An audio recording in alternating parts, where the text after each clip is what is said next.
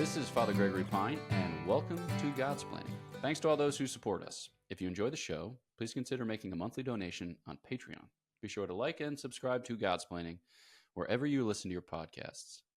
So today, I'm delighted to be joined by Florencia Moynihan, the Catholic Nutritionist. Thanks for joining. It is so good to see you, Father. So a couple of things at the start. I know Florencia from her Focus Days / from her eating sandwiches at Potbelly Days, a glorious time in all of our lives. Also, I had difficulty there saying the Catholic Nutritionist. So I have difficulty saying a variety of things. The Thomistic Institute is one that I struggle with. Also, I contributed to a podcast called Catholic Classics, which was also hard for me because, I don't know, 3 out of 4 episodes, I'd be like, Father Gregory Pine is classic. So and that's not a slight against the Catholic Nutritionist if I mispronounce it during this episode at any point.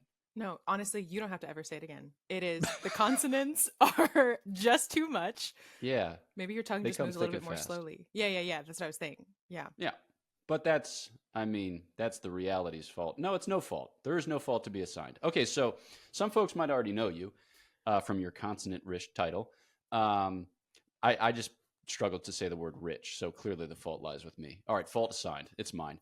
But for those who don't know you, would you say a word of introduction? Yes, I'm Flo. I am a nutritional therapy practitioner. I specifically help women who are looking to restore not just their body, but their relationship with food, and doing it in a Christ-centered lens. A lot of the holistic and functional world can be a bit of a minefield for the Catholic. So making sure that everything is right and tight, good with the Lord, and really glorifies our creation and our Creator.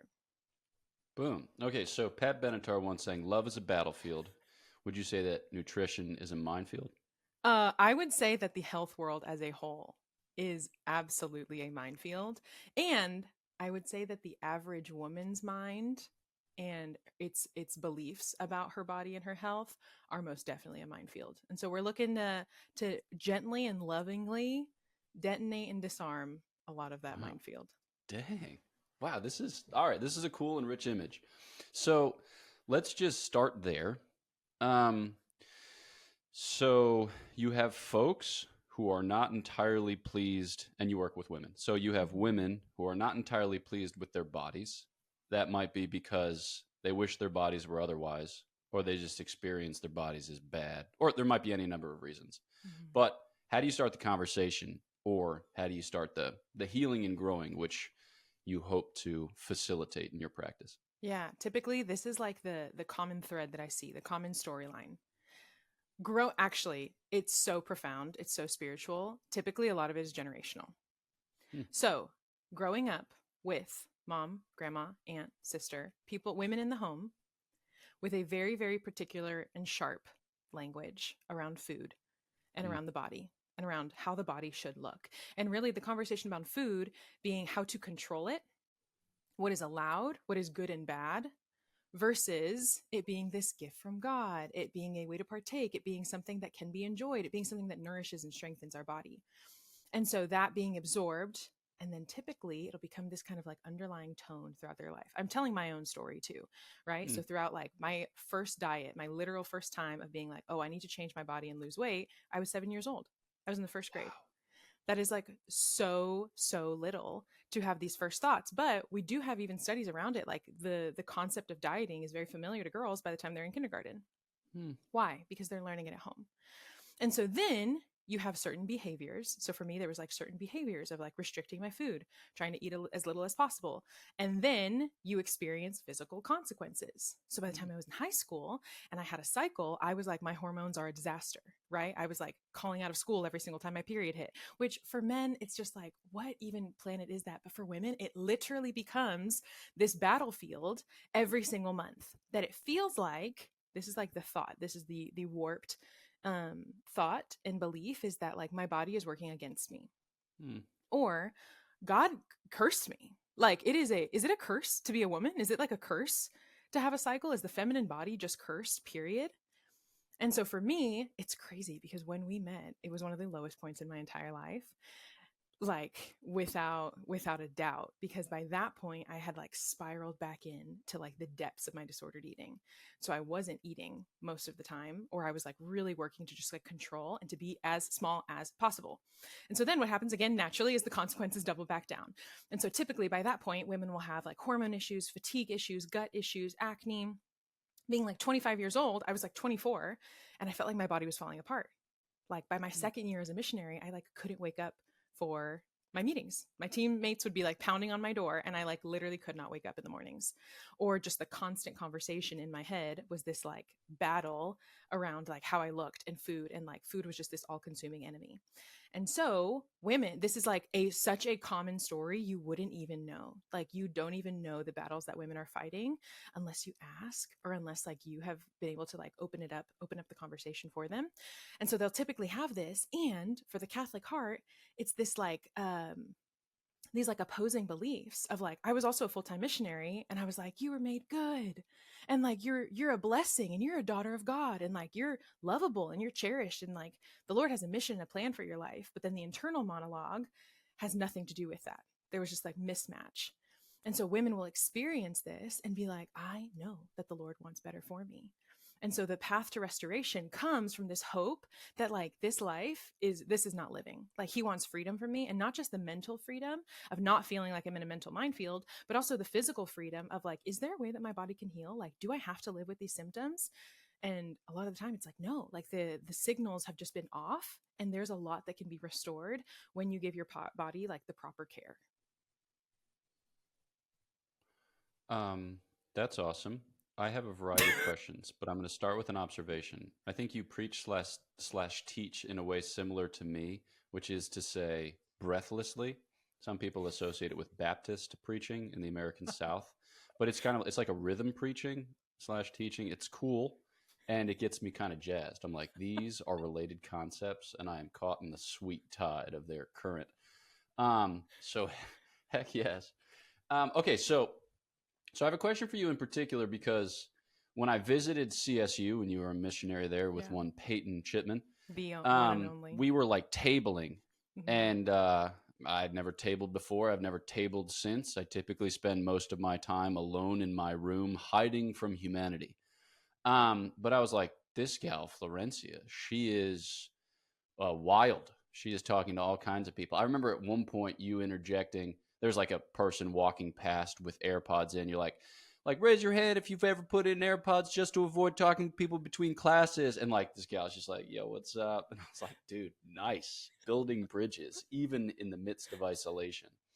But I get the distinct impression that you probably have a lot of gumption, or like a lot of energy with which to fight the battle. But it strikes me that fighting said battle isn't always the move. It sounds like what you're describing is the right kind of giving up, which I think is counterintuitive for a lot of people.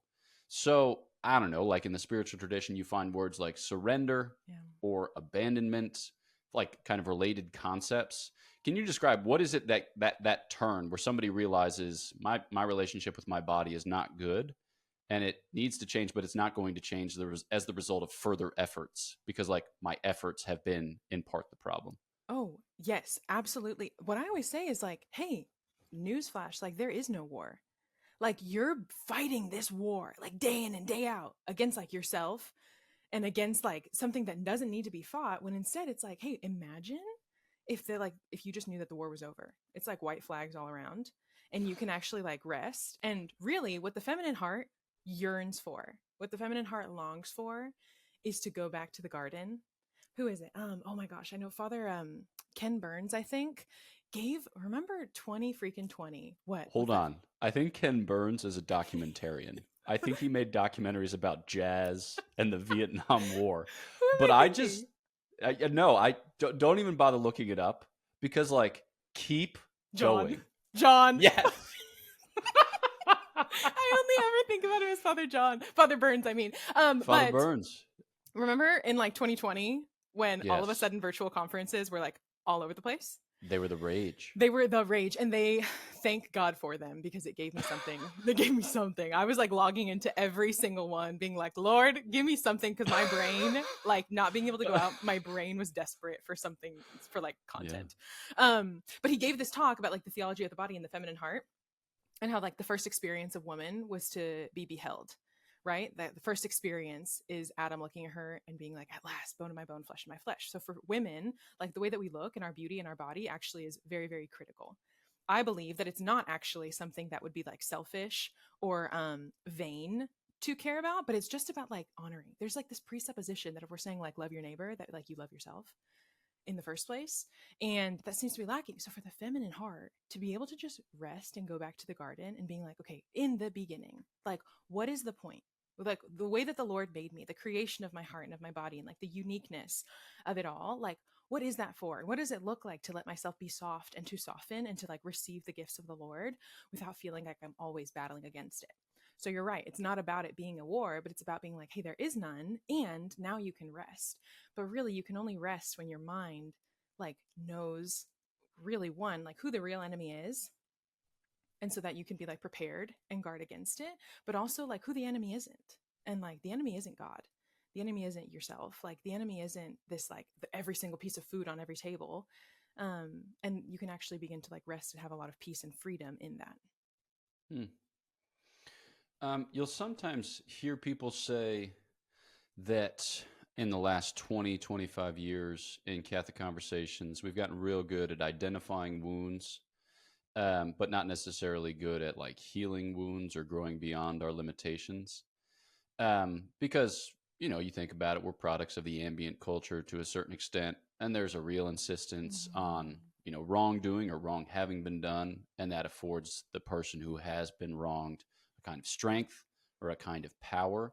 So, like, oftentimes we'll choose an easy slavery because it affords us a kind of source of resentment rather than a hard freedom because it's unknown and it's kind of wild.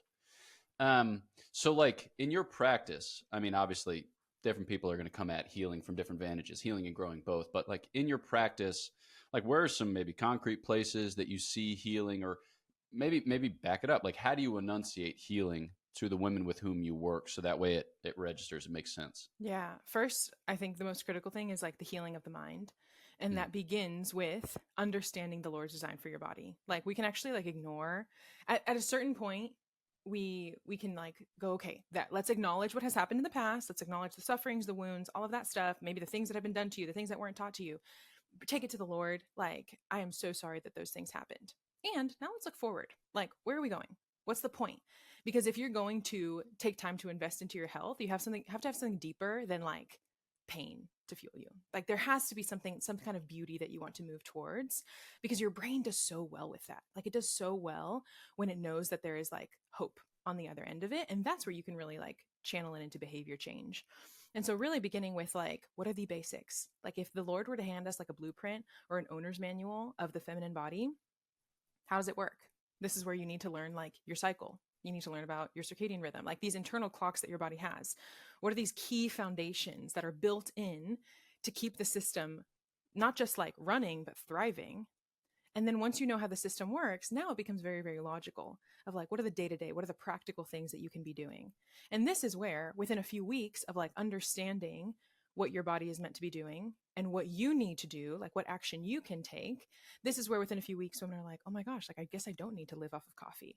I guess I'm just like having energy all day because I was needing it back then. This is starting to make more sense. I can start sleeping for the night. This is where women are having cycles that are so much easier. This is where like their gut is starting to calm down and they can enjoy food again, right? mm, And it begins with what is the point? Like how is your body designed to function? And then what are the practical steps that you can take to move in that direction? mm. Yeah, it strikes me. Okay, so the model that you propose, it's like good first, evil second, in the sense of you have to propose the good so that people can shape their lives on the basis of what is, and then, you know, alert them to the evil so that way they can avoid it. But I think like a lot of times the way that you hear so-called spirituality described, it's a very much avoid evil first, and if we get to the good, that's a secondary point. So it's like you got to fix your relationship with your phone and your computer, and you got to fix your relationship with sleep, and you got to fix your relationship with, it's just like sweet Christmas. I can't do all that. um so like what are, you know, obviously when people kind of begin to progress Mm-hmm. in this understanding of their body, understanding of their life more broadly, and of the Lord as he is made known to them and lovable to them in the midst thereof, you know, they're going to to get some traction. They're going to get some Mm-hmm. real, yeah, what's the word that I'm looking for? They're going to see, Mm-hmm. or they're going to appreciate how it benefits them. But like oftentimes there are these little moments where we have to choose what kind of life we want to live or what kind of day we want to have. It's like I know that if I take out my phone at 9:37 p.m. when I'm planning to go to bed at 10 p.m., the chances that I actually go to bed at 10 p.m. are low because I might look at the injury report of the Philadelphia Eagles and kind of nervous anticipation of their week 4 meeting with the Tampa Bay Buccaneers. And you're like, I know I these things about I myself. I think I literally had that same thought last night, Father. I mean, Word for word. just one mind and one heart over here. But like, what ways do you kind of commend the good to the women with whom you work, so that way they can have a real positive vision, really lay hold of something, so that way they can build their life on the basis of it? Yeah, I think the key here is having a strategy that will get you quick wins in the beginning, Mm, right?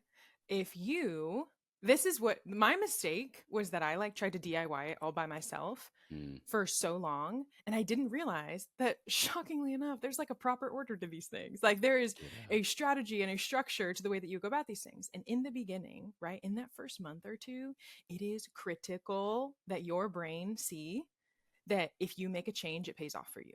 Like it is Mm, critical to start with those quick wins. One of the main things we start with is the energy wins.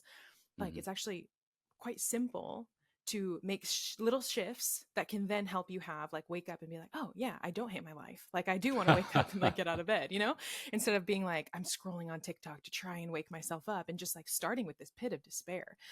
mm, So I think it's critical to have a game plan and a strategy that in the beginning will encourage you, kind of the same way that like the Lord in the beginning like will offer so much consolation. I was just literally reading my diary, Father, from like 2017, and I was like, oh girl, like wow, that's a little that is flowery. That is like, I would just be like, I love you, Lord. And of course I love him like that.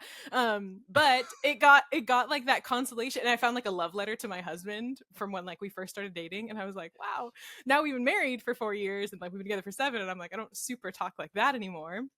But in the beginning it certainly gets the ball rolling, doesn't it? Like it mm. certainly like it puts some skin in the game, it puts some excitement, some encouragement. Like you're never going to play a game if you think that you can't win. Like if I sent you against the Philadelphia Eagles right now, and I was like, it's you against the offensive line, Father, like go for it. In Maybe. what kind of contest? Is Oh, it about I'm knowledge of the you're Summa like Theologiae? you're Because like if so, I've got this. I was talking about brute strength Oh yeah, of, no, you know, chances are low. yeah, which for you might just be like, heck yeah, like for the experience I'll let them tackle me. But like most people are not stupid, and they like don't like getting in themselves into something that they're not gonna succeed in. Mm, So in the beginning, that success and those quick wins is essential to wanting to go through it even when things start to get hard, or when those like moments of integrity and those choices come to light. yeah. This is unrelated, but I recently told somebody that I only know two things: our Lord Jesus Christ and Him crucified, Uh-huh. and Philadelphia sports. and and that is enough, Father. Yeah, and then this person pointed out to me, like, well, I'm sure the second actually acquaints you more intimately with the first. I was like, that's a great point. It's a I loop. really only know one thing. Yeah. Um, okay, so then, so then, taking a next step. All right, whenever you get these quick wins, all Mm. right, you kind of get whatever positive reinforcement to Mhm. live in an organic or to live in a more purposeful, meaningful, and ultimately healthy way.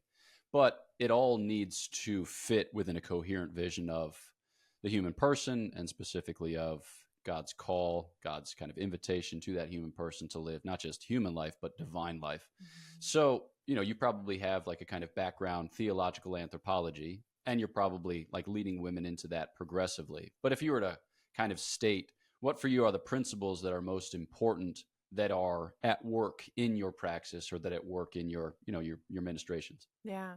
I think one question that's always critical, and I would hope would be singing in the back of everyone's mind, Mm, is just how does this look in light of eternity? hmm Like just that simply. And that alone can become a major filter. But also, like, what would this look like in light of my vocation? So having like purpose behind what it is that you're doing. In my opinion, your health doesn't matter. unless it's going to come back to the Lord. Like, what's the point of like eating specific foods and having certain habits? Like, what's the point if it doesn't have some deeper meaning? For me, that's boring. That's not exciting. It like doesn't have purpose. It wouldn't motivate me to be making major changes or spending money or like putting time and energy into things. But especially for the woman's mind to think of like, well, what impact would this have on my future family? Or like my current family? Like, what kind of mom would this make me? What kind of wife would this make me? What kind of grandma would this make me? That's where you get into like the juice. That's where it's like, oh, this is something big. Like, this isn't about my health. This is about like my bloodline. This is about like the impact that I can have on people that I will never meet. Like, entire civilizations are built off of women and like the choices that they made. And so if you can make some kind of choice that will enhance your capacity to like have children or like enhance your children's lives, that they would be healthy and strong and able to like run the race and like fight the good fight, all of those kinds of things, now it begins to make sense. Does that answer your question? Basically, I'm like, health don't even matter unless it unless it comes back to God.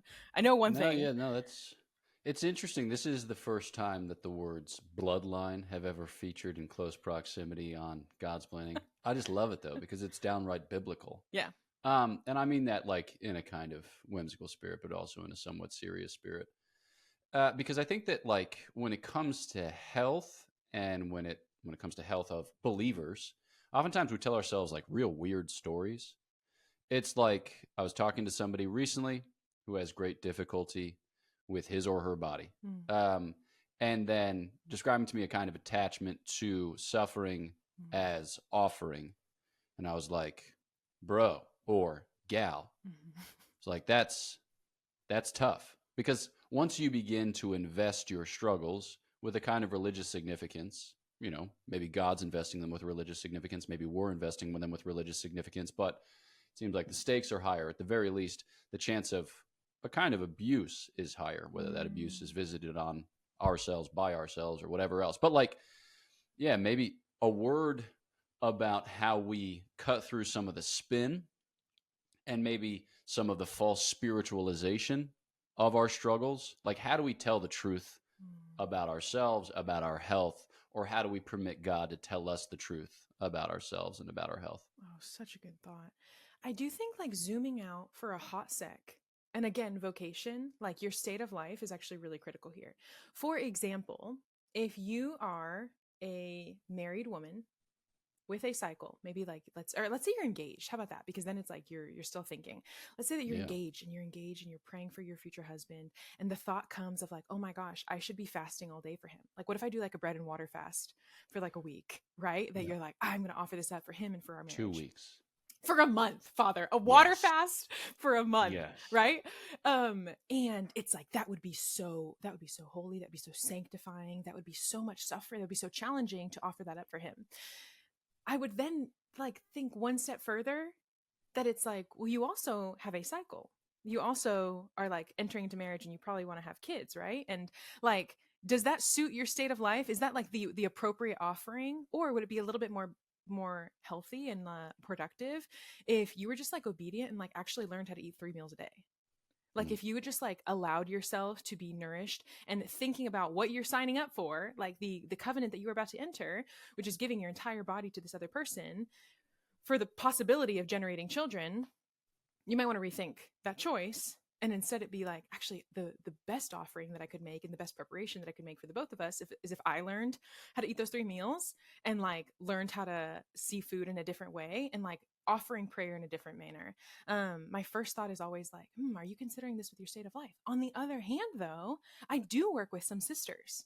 I have worked with women that are in the convent, and they still need, because at this point it's affecting their ability to perform their duties. If they like their body is like so symptomatic that it's like struggling to keep up within their state of life.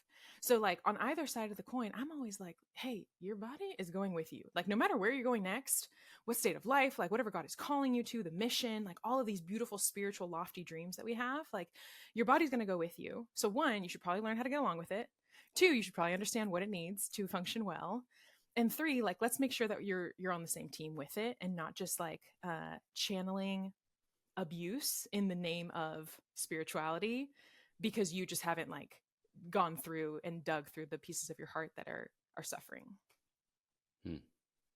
Yes. So it's interesting. Like I can see in these types of relationship, like clinician, practitioner, patients, health, trying to figure it out, or that there's probably like a temptation on the part of the person who approaches you to be like, fix my life or do it all for me. And my suspicion is that based on the way that you've been describing your relationships to this point, that you're trying to like give these women a sense of their own agency, kind of help reinvest them in their own lives as the protagonist of their own lives, which obviously is harder but better insofar as God has put our lives in our hands so that we can live them because He's kind of interested to see what we'll make of them. So how do you like invest? How do you kind of recapture this sense of agency or like kind of re-enchant a woman's experience which has been so haunted by dreams of bad food or bad body or whatever else? Yeah. I I love that question. First of all, I work with the best women in the world. Like Mm, un unreal, the capacity for holiness and like the beauty of these women's hearts and the desire to do good is incredible. So I think like speaking into that, like whatever you speak into is what will grow. What is it? What's that saying? Like if you speak to the fool or if you speak to the prince in each person, like that's who will show up. And so one thing is for the woman that has felt like she's at war with her body, she also often feels as if she's her own biggest enemy and like mm, her biggest bully, or like I'm the one that like I'm the reason that I fail, that things don't happen because I'm the one that, oh, I just suck, right? This kind of like negative connotation. But I'm like, if that's true, if you are able to have that much influence on your own life, then the other side of the coin must also be true. Like you could also be your greatest potential. Like you could be your greatest cheerleader. You could be the one that can actually like take what the Lord says and put it into action. So if one mm, thing is true, like the opposite very well might be true as well. And so you have to like decide, and literally like the word decision, to cut off other options. You have to cut off the other options, the possibilities of like not winning, the possibilities of this not working out for you, or the idea that I had someone say once, like, ugh, I wish you could just like take over my body and like make the things happen. Like literally being like, and what I hear with that is like, I feel so out of my own, like out of touch with my own body. And I yeah. feel so confused. And I feel this massive resistance that I don't even trust that I can make change. And then it's like, oh my gosh, like I'm actually so glad that you said that, because now you need to prove to yourself that you can do it. Because imagine like the confidence and like the trust and the hope that you can build if you're like, I did do it. Like it is possible. And like the Lord is giving me the grace, and the Lord gives me more grace than I could ever imagine. And to like be able to start to create this bank of evidence that you are the kind of woman that can do this, and you don't want someone to do it else for you. Because if I went over to your house and rearranged everything and like made it perfectly organized, and then you came back in and I didn't give you any of the tools, well, it's going to fall back into chaos in like 2 weeks unless Mm, we like come be a part of the process. Like let's do it with you, and actually I'm going to stand there and I'm going to tell you what to do. I'll be like your tour guide, but like you want to be the one that puts in the effort, because then you get to have like the confidence and the pride of it in the best way, but also the tools to now do it over and over and over again. It's like the teaching a man to fish. yeah. Yeah. And also, like, when you do it yourself, you acquire the appetite, or you acquire like the acumen to recognize what's good and the appetite Mm-hmm. to see it through. But whenever you use somebody else as a kind of outboard motivation motor, you like, yeah, you yourself have not really acquired the habit of moving. You've just delegated that, as it were, or evaded that, or Yeah. any number of ways to describe it. um, cool. Well, this is helpful for me. In various ways. Not that the ultimate pronouncement to be made on an episode of Godsplaining is whether or not it was helpful to me. It's like, I just interviewed Pope Francis. I was like, yeah, that's helpful for me. I'm gonna So chew on some thanks. of this. Yeah, exactly. Yeah, like great thoughts. I'll get back to you. There was some nuggets. Um, if folks want to follow up with you, learn more about you, learn more about your practice, where should they go? Yes, three things. One, Instagram at the Catholic Nutritionist, Mm-hmm. thecatholicnutritionist.com. And Mm-hmm. then we also have a podcast, Made Good Podcast, on Spotify and Apple. Dig. When you say we, do you mean me and another person? Do you mean you and the mouse in your pocket, or was that a royal we? Me and the ladies I work with, and also my team. So I'll have my teammates That's come on awesome. and do the pod with me. That's sweet. Where are you based? California, baby, the goal, Get the out. promised land. Okay. What is your favorite song which features the word California? Oh no, my first thought was the theme song from the OC. That's okay. That's good. That's an honest answer. I'm here for it. No, that there's this our state song. I Hmm. love you, California. It's this old timey like shaky man voice. That's awesome. And I love California. People Yeah, give California a bad name. People that don't live in dude. California think that it's hell, Yeah. because they watch the news, Right. and Right. it is not all hell. California's like the new New Jersey. Oh, don't, Father, take it back. No, no, hold on, hold on. I'm not describing geography or topography or ecology. I'm No, just I'm saying thinking connotation. people love to hate on New Jersey because they've typically only ever driven on Route 1, the NJ Turnpike, or the Garden State Parkway. And they assume that New Jersey is just a kind of ugly expanse of pharmaceutical companies. That's what I'm When, as it assuming. turns out, New Jersey is a beautiful place. Is it? A very beautiful place. Oh, yeah. The Garden State. We don't call it the Garden State because it's not a garden. It is a garden. That's why we call really? it the Gardens. It's beautiful. I'm gonna be Um, so honest. All I know about New Jersey is Jersey Shore. That just tells you what right. year I grew up. Yeah, that's sorry. That's another, those are beautiful people too. You're so kind. Italian Americans are beautiful people. They are so much I am one of them. passion, gusto. Exactly. Yeah. But then, yeah, as of late, California has become, yeah, people hate on California. So here we are. We're doing a number of things. Talking about the Lord, we're talking about nutrition, we're talking about California. There's a kind of threefold redemption. Not of the Lord. He stands in no need of redemption. It's us. Never mind. Great. Well, thanks for taking the time. I appreciate it. Thank you, Father. God bless you. You too. All right. Turning to you, the listener. Thanks so much for tuning into this episode of Godsplaining. Let's see. Anything that you should know, you'll remember the things that we ordinarily say, so I won't repeat them. But yeah, we've got some events coming up, so you might check out godsplaining.org for those updates. So like some days of recollection, some retreats, all of which are, yeah, I'm excited for, which I'm not excited for a lot of things because I'm usually just making my way through life in a kind of ongoing drudgery. No, I shouldn't admit to that because we just did nutrition for 30. No, it's great. I'm looking forward to them. So I'm looking forward to meeting you there, seeing you there, praying with you there. Know of our prayers for you. Please pray for us, and we'll look forward to chatting with you next time on Godsplaining.